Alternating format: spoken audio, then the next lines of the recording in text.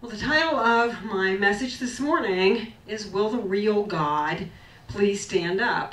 And I have to say that is a thing that has been running through my head for decades. And I know where it came from. When I was a little girl, I was very much a TV aficionado. Put it this way, if it was on, I was in front of it unless it was the news or Johnny Carson. They didn't let me watch that. But there was a show on called What's My Line? That show actually aired from 1950 to 1967, and it was set up where there were celebrity panelists who asked questions of contestants. They would have 3 contestants, and the panelist's job was to try to pick which person they thought was really that person. And the contestant was usually someone who had a really funky career. They were like a battleship commander or a lady skydiver or something, lady truck driver, something that was really unusual at that time in our social setting that we had back in that day.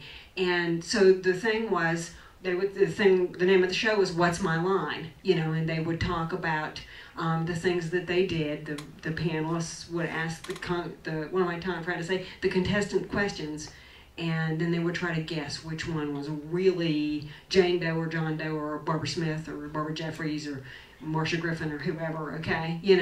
And it was always fun, and it was unique, and I was almost always wrong, It was interesting. Now I would like to watch that show again, what I know about, and what how my intuition has moved forward, and also what I feel like I have picked up in terms of knowing when people are speaking something that is true for them versus something that is not, so. At any rate, so that's where this comes from, and the title comes from, and it's also, I think, very apropos to what we are about, because almost all of us in here have to say that we came from some other kind of theological teaching. We didn't come from science of mind. We didn't come from something in New Thought. Since I have been in this movement, I have met maybe 10 or 15 people who had the capacity to say, I was born into a home where unity was the teaching, or Christian Science was the teaching.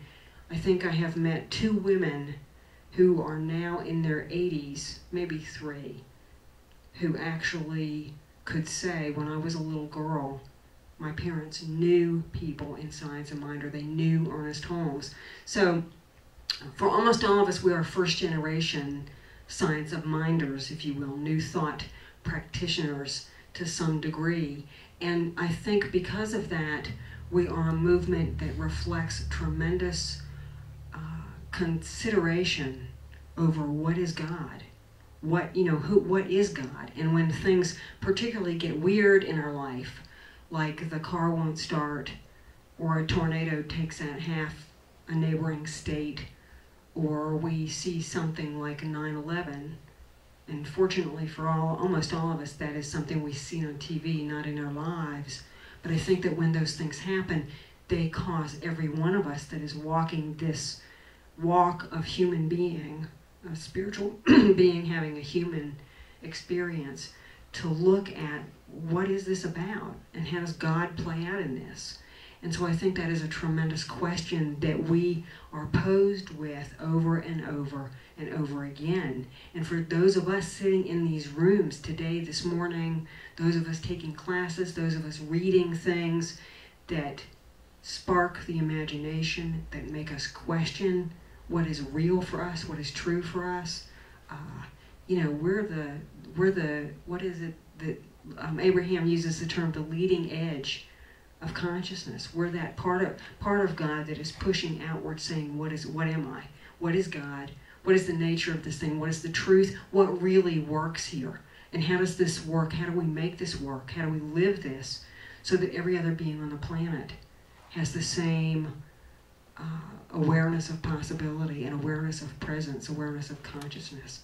I think that's huge. We're also a teaching that espouses something that is called panentheism. Will you go to the next slide, Kathy? And I put that word up there because a lot of times people think that we are something else. Panentheism, let me read the dictionary kind of sort of definition. Here we go. Panentheism is the belief that God exists inside of everything, but is at the same time transcendent of everything. In this type belief, God is seen as an eternal spark of all things, and also the term is used, the prime, capital P, mover, capital M, which is very Ernest Holmes, isn't it? He didn't write this definition. This came from rationalwiki.whatever, okay? Yeah, you know, I look really hard for, you know, good definitions, okay? Another interpretation, and I really like this because it rolls right into what Ernest Holmes teaches, it rolls right into what Abraham and Esther and Jerry Hicks are teaching, isn't this same thing from Rational Wiki went on to say, another possible interpretation of panentheism is that God, when creating the universe, turned into the universe itself. It rolled out as it and became the form of it. And that's what we know. That's what we claim here in Science of Mind, isn't it? That really, really rocks with Ernest Holmes' definition of God, which from our Science of Mind text is the first cause, the great I am, the unborn one, the uncreated, the absolute or unconditioned, the one and only spirit, or the creative energy, which is the cause of all visible things. He went on in that definition in the Science of Mind text to assign some characteristics of God, or to God. Love, all of these are capitalized, you know, Ernest. Love, wisdom, intelligence, power, substance, and mind. The truth which is real, the principle which is dependable. Holmes went on to tell us that there's only one original cause out of which everything is formed or made.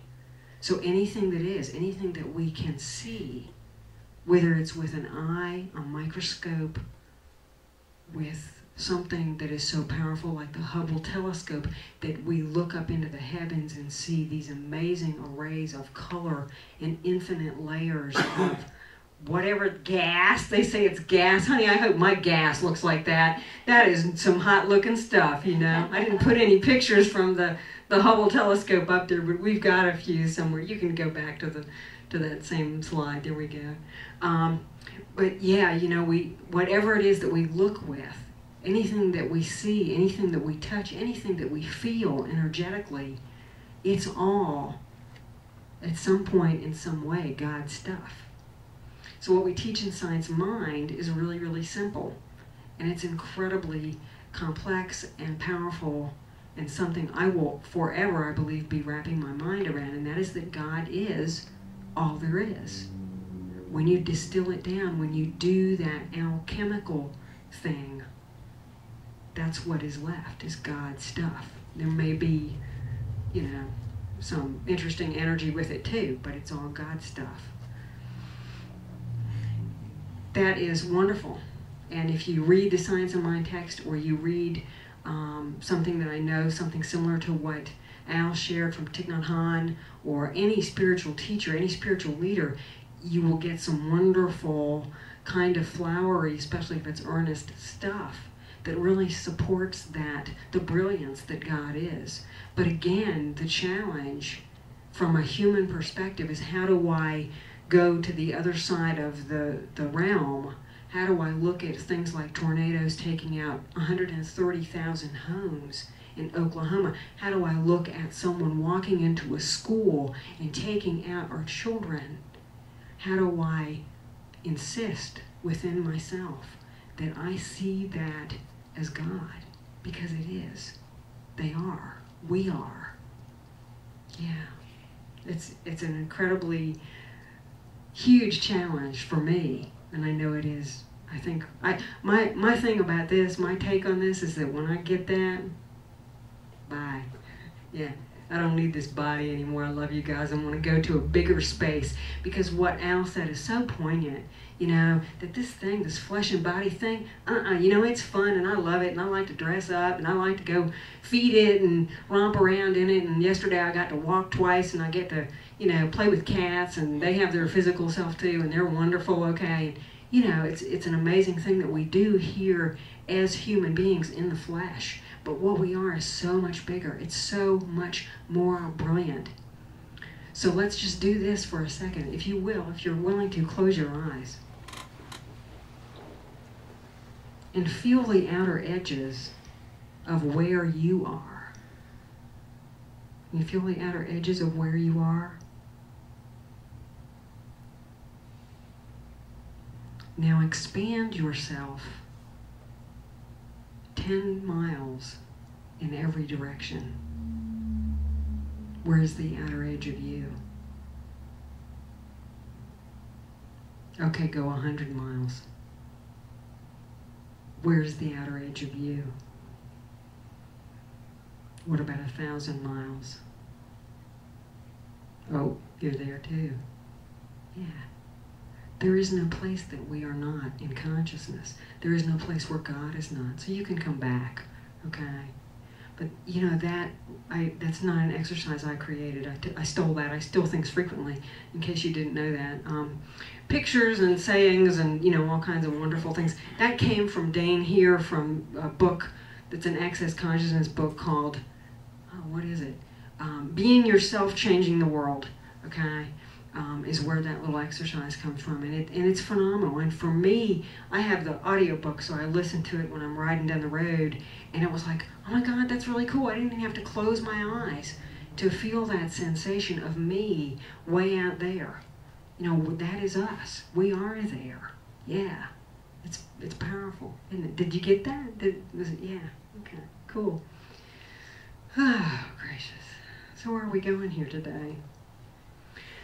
So we look at things like people with guns, and we look at wars, and we look at illness, and we look at poverty, and we look at people who are living on the street, and people who are, going to spend the rest of this life in a prison cell, and all kinds of situations. And I think that it's very easy for us to look at that and look at the flowery stuff that we get from Ernest Holmes, look at the brilliance, look at the qualities. Here we go, love, wisdom, intelligence, power, etc. Beauty is another one that I know that he includes in one of his other books. I don't think it's in the Signs of Mind text.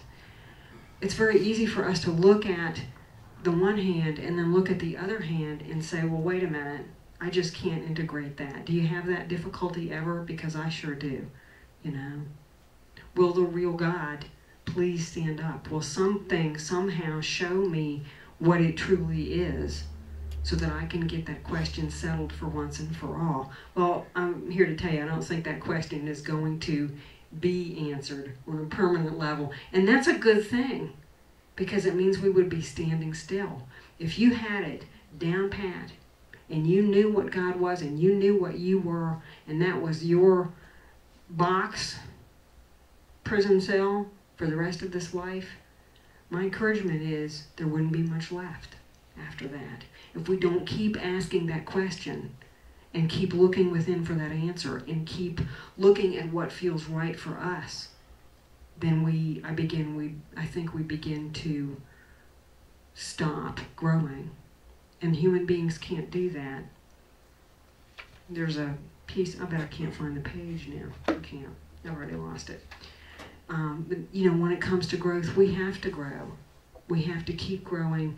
And whereas trees and plants and kittens and human beings, to some degree, physiologically speaking, are going to grow along set lines, when it comes to evolution, when it comes to the changing of consciousness, there's no map. And there's no place that isn't contained within the map. It's within the mind of God. So wherever it takes us is ultimately for our growth and for our goodness. Our job in this teaching is to look at those things that appear to be unlike God and begin to try to friend them, to begin to bring them closer and understand them. And a big piece of that for me is just opening the door to willingness. Years ago in the 12-step realm, we used to talk about, are you willing to be willing? If you're not willing to be somewhere, would you be willing to become willing? And that's huge. It's kind of like a step before opening the door to changing our consciousness and our awareness. That's pretty big. What we do when we open that door is we begin to recognize there aren't two powers. There's one. There aren't two things, good and evil. There's one. It's all of one. We begin to really practice that oneness. And there's a really cool way that we can begin to do that and begin to open up what it is that we believe about God and to look at what we believe about God. We have somewhere around here, we have a great can full of pencils back there. We don't need to do anything with them right now. But in this exercise, when you have some quiet time, when you have a few moments and you know that you will not be disturbed, take a pencil, not a pen. Take a pencil and a piece of paper and open your heart up and say, what is it I believe about God? Because, you know, we get to decide this. We are not in a teaching or a movement that says, this is God, and this outside of this is not God. We're in a movement that says, it's all God. And so we begin to list the qualities of God. I love the ones Ernest starts with. He gives us love and intelligence and wisdom. I would probably put joy on there. A lot of times folks will use things like omniscient or omnipotent, and they don't ever remember the other one. I call them the 3 O's. Omnipresent. Omnipresent, thank you. The thing about that is that, what does that word really mean to you? You know, when I feel omnipotent, it's kind of like I don't have a gut feeling of that word. So it's important, I think, to use words that we really feel when we make that list.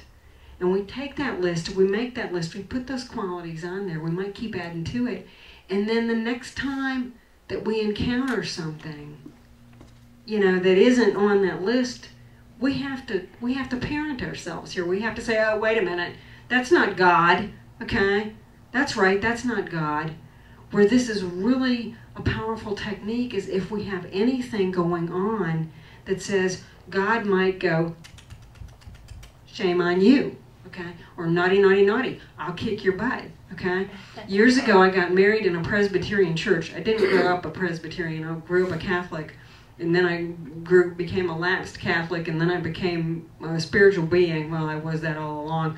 And then my future ex-husband and I decided to get married, and so we realized we had to find a minister to do it in their church because, well, actually, we had somebody, and at the last minute, I fired him because I got really, really, really, really upset with them, okay? I think they were, like, trying to stop the marriage. I was like, you're so out of here, okay? I may be little and I may be wet behind the ears, but you're out of here. I'm getting married to this dude. And I'm still grateful that all that happened. It was really pretty interesting. But so we found a guy here in town, a Reverend Surjak at the Presbyterian Church, and we called him up and we said, would you marry us? And he said, yes, but you have to come to me for counseling first. And I'm like, I don't know which part I was more scared of, going to see the minister or being in a church. Holy mother of you-know-what, okay? I mean, you know, holy Batman, people like me got hurt in churches. Lightning hit, buildings collapsed. On some level, I had that belief, okay? But I was clear enough, just barely, clear enough to go, that ain't real. Go back to your list. Is the God that brought you here something that is going to take out a whole church or you or do anything to you insofar as punishment? Okay, and I had to take that list for years and actively apply it to my life, to what I had been taught, to what I was believing, and I am telling you, my world began to change. It still does, almost every morning. Coffee and God, okay, and usually there's a cat involved too, but you know, I can go away from the cats for a while. The coffee and God part, no. We have to sit still for a little while every morning, and there better be some caffeine involved. I'm not very happy, you know, if there isn't. So I have to work to get happy, I guess is what I should say. That's the coffee pot, by the way. See? What a synchronicity. So make a list, okay? If you are walking around with anything that feels like whatever brought you here is negative, whatever teaching you, and how many of us would not have this? Let's look at this, guys. We are swimming in a thought atmosphere. Ernest Holmes talks about the thought atmosphere, that we are literally a part of. It's like we're all in a big bucket of soup, okay? And we're swimming around, and contained in that plasma, that liquid, that stuff, okay, are the thoughts and the beliefs of everything everywhere. I'm talking about your puritanical forefathers, okay? I'm talking about the churches down the road, okay? I never watched TV on Sunday morning. Now I know why. I turned on TV this morning, and like 6 out of 9 channels, blah, blah, blah, blah, blah. I was like, okay, that's enough of that. There are times when I will listen to that, because sometimes I learn a whole lot, okay? Like I love Joel Osteen, but I also kind of have this personal policy against listening to anything that is going to rage at me, okay? Forget that, okay? Thank you very much. Been there, done that. That part of my life is over, okay? So, yeah. Here's a big piece of it. And Tom, you guys jumped on it. So good. I love the way this happens, So much of what is going on in the world is about our point of view, okay? It's about our point of view. And we have, as spiritual beings, to be willing to let go of something that has walked with us, even if it has served us. It wasn't wrong. The Catholic Church was the perfect thing for me, personally. I mean, I love it, but some of the teachings supported me in being a class act alcoholic. If I hadn't have been a dinging alcoholic, I wouldn't be standing here today, guys. I wouldn't have had, okay, the impetus to change my life. I wouldn't have had to know God. It wouldn't have happened that way. Look at the biggest, nastiest, oozingest, festeringest thing in your whole world, and look at it all the way around from every side and at every shadow, and you will find God. It's been perfect for you. You created it. You couldn't have done it with anything less than mastery, And it's only those places where we have to not feel that it was right for us, that it was okay, that we need to continue to work on those points of view. So much of this is about choice, and choice changes everything. And here's something I realized, and I think I realized this before, but I realized it when I was thinking about this morning. We tend to hold ourselves hostage through the choices we have made. Unhook and let go of that. You said yes to everything for perfect reasons. Absolutely perfect reasons. If you want free of it, the way to be free of it is to love it and thank it, and then let it go as it goes. It will go, okay? I love my life. I love every point of it. There are a lot of parts I would not, you'd have to hurt me to get me to go back there, okay, and live through it again. And I know that's true for all of you too, but really and truly, it's always good. And we have choice. If we will forgive ourselves for anything and everything that we ever think we might have even come close to being at fault for, we will change what's going on in here. And when we do that, we change that soup for everybody else, okay? And we change our futures. We have the key and we have the power. I love it in older versions of her book, Louise Hay, who wrote, what did she write? Oh my God. You Can Heal Your Life, thank you. She used to say in one of her older versions of her book, the point of power is in the now, okay? Which is real for you? Think about going to the eye doctor. When they put that big old black machine on your face and they begin to flip that thing around, which one looks better? Which one feels righter? Which one can you see better with? Change your perspective and you will change our world. I love you. Thank you.